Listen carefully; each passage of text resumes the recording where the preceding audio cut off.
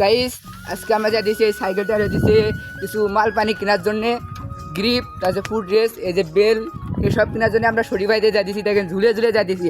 আর যদি ফুড ড্রেসটা থাকতো তাহলে এত কষ্ট করতে হতো না। এই যে আমরা আমাদের রাস্তা দিয়ে রওনা দিচ্ছি, এখন আমরা পাকা রাস্তা চলেই আমরা চলে যাব ভুম করে।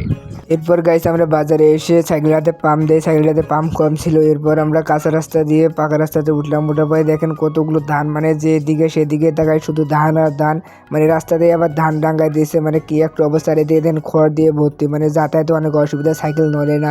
এরপরে এই মুসুরটাতে দেখেন ধান দুই পাশে মানে খড় দেওয়া, মানে এখানে মুসুর একটা, এখানে অনেক মানে অ্যাক্সিডেন্ট হয় এমনিতেই, আবার এখানে খড় দেওয়া আছে, অনেক অ্যাক্সিডেন্ট হবে, এটা স্বাভাবিক।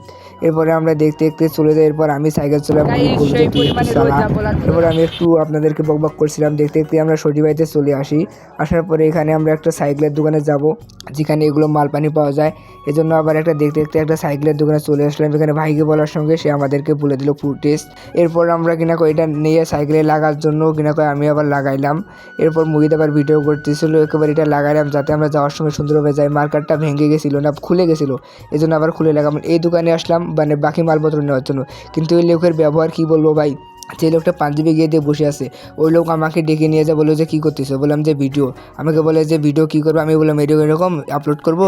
উনি আমার কাছ থেকে ফোনটা নিয়ে উনি কিনা করে ডিলিট করে দিল, আর আমাকে অনেক কিছু বলেছে, এসব আর বললাম না। আর এই যে আমরা ওনার দোকান থেকে লাগিয়ে নিলাম সব কিছু, অন্য দোকানে নাই, এর জন্য ওনার দোকানে নিয়েছি। এরপর আমরা একটা দোকানে আসলাম পুরি খাওয়ার জন্য। এই দোকানে পুরি অনেক ফেমাস ভাই, আপনি যে একবার এসে খান না ফ্যান হয়ে যাবেন। ছোটিবাড়িতে অনেক ছোটো ছোটো পুরি এই দোকানে পাওয়া যায়। আমরা আবার এখানে পুরি খেলাম, খেয়ে আমি কিনা করে বসে আছি, দেখি মুইদের এখনও খাওয়া নেই। আমরা খাওয়া দাওয়া করে বাড়ির দিকে রওনা দিছি। গাইস আজকের ভিডিওটা আমার এই পর্যন্ত ছিল। যদি ভালো লাগে অবশ্যই চ্যানেলটিকে সাবস্ক্রাইব করে দিবেন এবং পেজটিকে ফলো দিবেন।